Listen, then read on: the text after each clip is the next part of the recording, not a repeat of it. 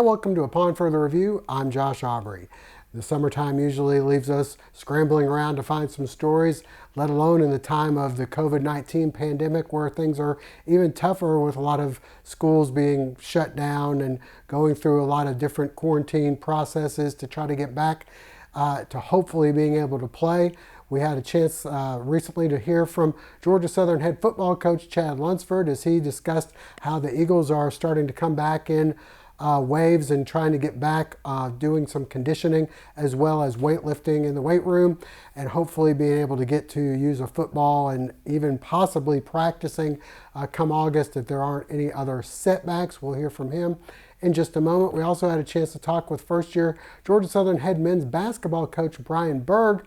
He was actually hired in the midst of the COVID-19 pandemic, and we had a chance to talk with him about the fact that the Eagles have only 4 returning players from a year ago on scholarship. Only 2 of them had any significant playing time, and they also have 8 new signees trying to join in on the mix.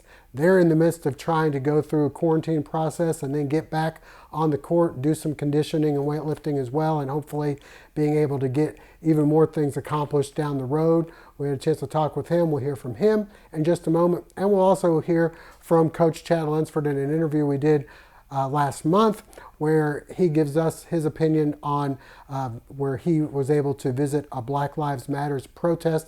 And he said it felt like it changed his way of thinking. We'll hear from him on that, as well as the football situation coming up in just a moment. And a reminder before we go to break, hopefully you'll never be in an accident, but if so, please give our friends at the Sullivan Law Firm a call, 912-489-8888, or online at thesullivanlawfirm.com. The Medical Center Pharmacy on Grenade Street is proud to be your Health Mart pharmacy in Statesboro. The Medical Center Pharmacy, locally owned and serving this community for 50 years, is open 364 days a year. The pharmacists at Medical Center know there's nothing more important than your family's well-being. That's why they take the time to know their customers, explain their medications, and answer any questions. The Medical Center Pharmacy, your Health Mart pharmacy. Health Mart, caring for you and about you. Trust your eyes to the team that takes care of the Eagles. Professional Eye Care of Statesboro offers a full range of medical eye care, in addition to a wide assortment of glasses, sunglasses, and contact lenses to suit your style. I'm Dr. Horace Deal. Allow me or one of my associates to provide you with comprehensive medical eye care. And we can help you select from a variety of glasses and contact lenses here at Professional Eye Care of Statesboro.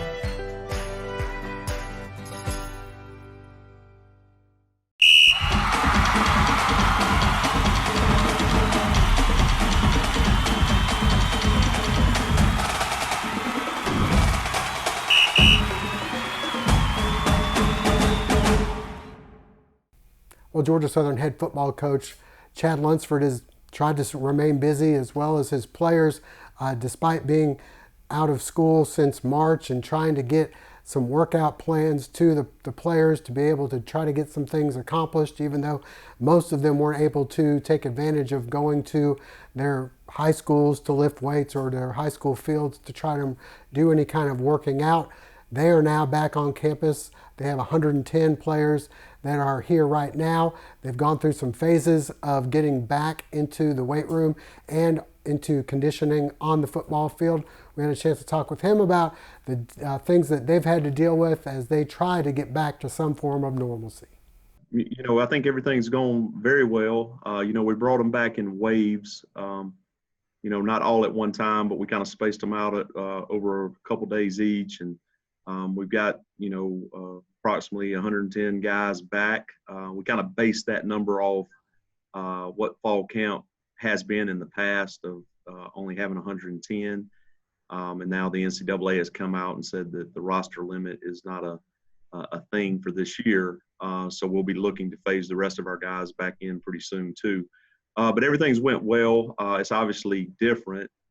We're bringing them in and, the weight room, it's 8 at a time. And then out on the field, it's about 20 at a time. And, so it's definitely different. But I do like it because a lot of guys are getting some really great one-on-one, work and able to, really progress. And I'm very proud of the guys too, because it's voluntary, and we are awesome in attendance, and guys coming out and doing all that thing, all there's the things that they need to do. So very encouraged by that. Looking forward to when we can get to the point where actual hours start getting counted and all that kind of stuff. But again, baby steps right now, but very encouraged about where we're at.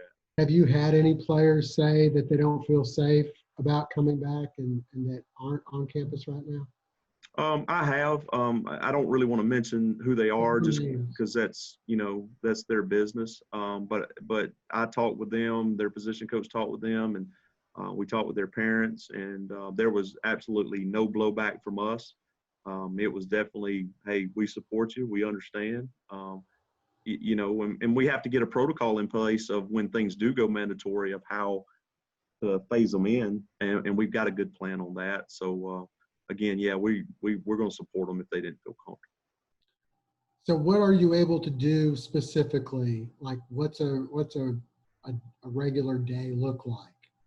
Well, we're not allowed to really do anything football wise. Everything is either strength or conditioning. And we are allowed to have meetings, but they have to be virtual. So we're continuing to have position meetings. We have at least one team meeting a week, and then they get their running and lifting in, 5 days a week. It's going to be a different year. We're not going to be as strong as we've been in the past, and we're not going to be, maybe as big and stuff. But what we got to make sure is that we're in shape. They're doing agility drills on the field. They're doing conditioning drills on the field. They run some heels and stuff on the side. So they're doing all their running at the stadium, and then they're doing all their lifting in the weight room. Right now, that's the only facilities we have open for them. Where I think COVID is really affecting us in a big way, you don't have that team bonding opportunity stuff. You're in such small groups and you can't get together in person. And now what I'll say is our team has been really tight, and I think that matters in a situation like this. But I do get concerned about that, because it's something about not being around your brother, your coach, or whatever. It's just something about it, because the connection's not the same. So we're trying to work hard at that, and hopefully we'll get to that point where we can start getting back in larger groups. As far as when they came in, could you tell those who were able to do more work and maybe others who weren't for whatever reason? Sure, we probably had some guys that just didn't do anything. But I think for the most part, most of our guys did what they could do while they were out. It's different than, used to in the past. You didn't bring them in the summer anyway, and you brought them to fall camp and you trusted that they would get ready. But, they had the ability to go to the high school gym. They had the ability to go to a high school field. They had, whatever it was. And with COVID, obviously with things being shut down, it made it a little bit harder. And, we were obviously sending them body weight workouts and all that kind of stuff. So, again, I think across college football, you'll see that strength is not as good as it, once was. I do think that I would think most colleges will do a really good job of getting them in shape and conditioned. Is there any indication what the next step will be for y'all? Like what you'll be allowed to do? Yeah.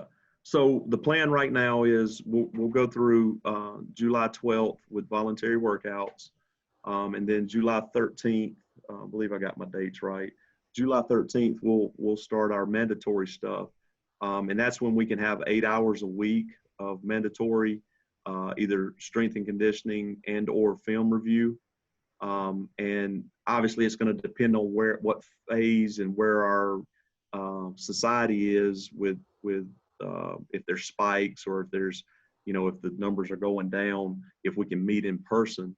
But those 10 days after are starting on July 13th, we want to try to be in obviously a bigger groups for workouts, bigger groups for running, but also have the ability to have in-person position meetings. We will not go into person team meetings just because of the large number. We'll continue to be virtual there, but that's what we're going to try to do at that point. And then July 24th, that's when we're able to go into a 20-hour week. And then that will allow there to be, weights, conditioning, meetings, and also walkthroughs with a football. So we'll start, trying to progress there. And then I think the big piece to that is try to be as organized and as in shape as possible so that when August 7th gets here and you can have your first practice, we're ready to do that. So you see, obviously, all these schools, they've got 20 cases, 25 cases, 17 cases. You guys have been pretty lucky from what we've heard as far as the lack of numbers here, but that's got to be concerning for you when you hear all this. How are you feeling about the season? Well, I would lie if I sit here and said I wasn't really on an emotional roller coaster about it, because there's sometimes I'm very positive, there's sometimes I'm negative.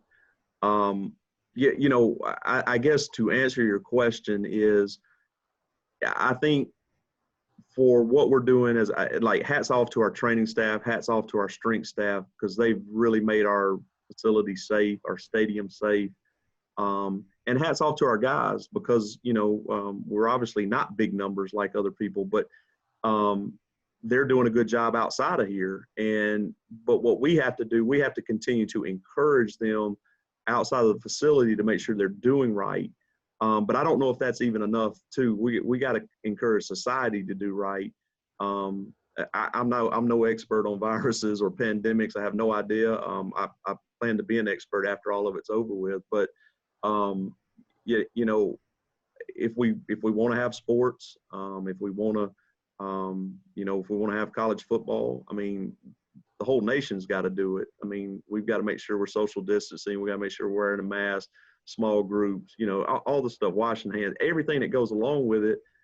We got to do it. And hopefully everybody will be dedicated to that, and we can get these numbers to go back down and be able to proceed. And stay with us. Coming up next, we'll hear from Georgia Southern head men's basketball coach Brian Burg. My Queensboro banker is Cheryl Quick. Blanchard Equipment Company has 16 locations. Queensboro has homegrown values just like us. They get heavily involved in every community. And that means strong customer service. They've been around a long time, just like John Deere. When you run across the bank like that, you stick with them. I sure would like to own one of these John Deeres. Well, we can sure make that happen. Oh, well. Queensboro is your community bank. Queensboro National Bank and Trust. The Georgia Southern University store is currently closed on campus, but Eagle fans can still find plenty of Georgia Southern merchandise online at gsustore.com. Plenty of t-shirts from social distancing and Burrow Strong tees to the latest styles. The University store has you covered. If you're looking for a mask, you can place your order online as well.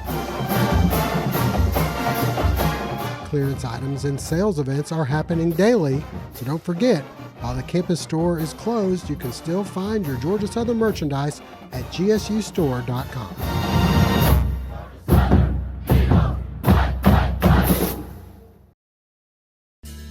.180 Fitness prides itself on offering the best facility, classes, programs, and staff in Statesboro. More than just a gym, they're a family. Knowledgeable staff always on site to help you. Free group fitness classes, over 45 to choose from. Free supervised child care. Work out worry-free while they watch your children. With the new expanded weight floor, cardio equipment, and resistance machines, 180 has everything you need. The only gym in Statesboro with a sauna, the Evolve training system offers both small group and one-on-one training to fit any budget. Located inside 180 is Statesboro's best kept secret, The Zone.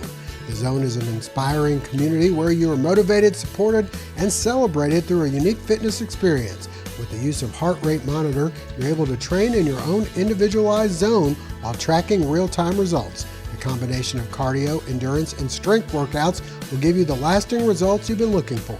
Your first class is free. Your body, your zone, real results. Come see why 180 Fitness has been voted the best of the borough for the last 12 years. Well, Georgia Southern head basketball coach Brian Burg took over in the midst of a pandemic. We had his press conference done virtually, and the video was sent to us. We've since had a chance to talk with him on a couple occasions. Recently, I had a chance to speak with him one-on-one about a number of topics, including his new signing class, which includes 8 newcomers, a variety of newcomers that have some experience playing in the collegiate level, and some that are coming in as freshmen as well. Also, we talked a little bit about the COVID-19 situation as he tries to get everybody together and slowly coming back in waves as well. And here's a little bit of our conversation. Most recently, all the signees, well, as of 3 p.m. today, have arrived in Statesboro. That's 4 returners as well as 9 or 8 new signees. So extremely excited. Staff is complete. The support staff was announced yesterday. Feel like we've hit a home run with our staff, a lot of experience, and then the one common theme amongst all of these staff members is player relationships. So extremely excited about the staff and excited to have these guys on campus. What are your goals for this year? Well, one is to make sure we put a quality product that the Statesboro community believes in. And we have the players, we have the staff to be able to do this. We always want to play meaningful games in the month of March. So we're going to work tirelessly every single day, trying to win each day to put us in the best position to compete for a Sun Belt championship and then go dancing in March. Culture of gelling, even during this interesting time through COVID-19, we're going to find ways where our team can get together, gel, and have the right culture to allow us to have success this season. Have you ever had to bring this many new guys in and have so few returners in a situation? If you look back 5 years at Arkansas Little Rock, a very similar situation. Had 5 returners and ended up signing actually 10 players with a number of walk-ons. We're going to sign 9 in this class. We're going to return 4 players. Extremely excited about the core group we have returning, and then also the 9 signees. That was one of the most remarkable seasons in Sun Belt history whenever we were at Arkansas Little Rock, where we won 30 games and fortunate to beat Purdue in the NCAA tournament. So I'm excited about the opportunity here at Georgia Southern, signing 9 players, get these guys to the court, and hit the ground running. Well, it's way more than just a collection of talent. You have to first look at character, and then also you're going to look at the athletic ability. But your locker room has to be intact. You have to make sure you have the right guys that believe in playing for each other. You have to have a group of guys that want to win and want to work on a day-to-day basis. If you don't truly love basketball, you shouldn't come to Georgia Southern. And I think our staff did a phenomenal job. Coach Shoemate, Coach Forrest, Coach McAllister, identifying the right prospects, building great relationships not only with the prospect but also with their families to be able to buy into our overall program here at Georgia Southern. The players that we want to recruit to Georgia Southern have to have the skill set of being able to pass, dribble, and shoot. Fits our offense, fits our defense, then also length and athleticism. We're going to be a defensive-minded team that has the ability to play multiple ways. But you hit the nail on the head. There is a high level of skill on this team, and we do have a scholarship remaining, so we want to make sure that we fill that scholarship with the right piece. Right now, guys have moved in, go through some quarantine periods. After they go through the quarantine period, they're able to get into the weight room. So it's very structured, day-to-day processes, all based around our doctors and their leadership, and we followed that through the time these guys have gotten here. I got hired, first part of April. I'm itching to get on the court, but first and foremost is the safety of our student athletes. So we're going to follow those protocols, and once they go through each phase and get the ability to get into the court, then we're going to be working on a day-to-day basis. And stay with us. We'll hear from Coach Chad Lunsford on another topic coming up in just a moment. Family Internal Medicine Associates of Statesboro, providing primary care for Statesboro area patients since 1998, providing complete physicals, complete sports physicals, Medicare wellness exams, full diabetes treatment, and education from lifestyle changes to oral medications to insulin pump therapy, in-house dermatology, in-house circulation tests, and ultrasounds, and in-house labs. Featuring nurse practitioner Melissa Beasley, Family Internal Medicine of Statesboro can accommodate same-day or next-day appointments to serve your needs. Family Internal Medicine Associates of Statesboro, where we care. A sports injury can stop you in your tracks. At Optum Orthopedics, our specialized physicians and staff use advanced orthopedic procedures with one specific goal in mind: to get you back to you. If you have a sports injury, request an evaluation. Experience the Optum difference.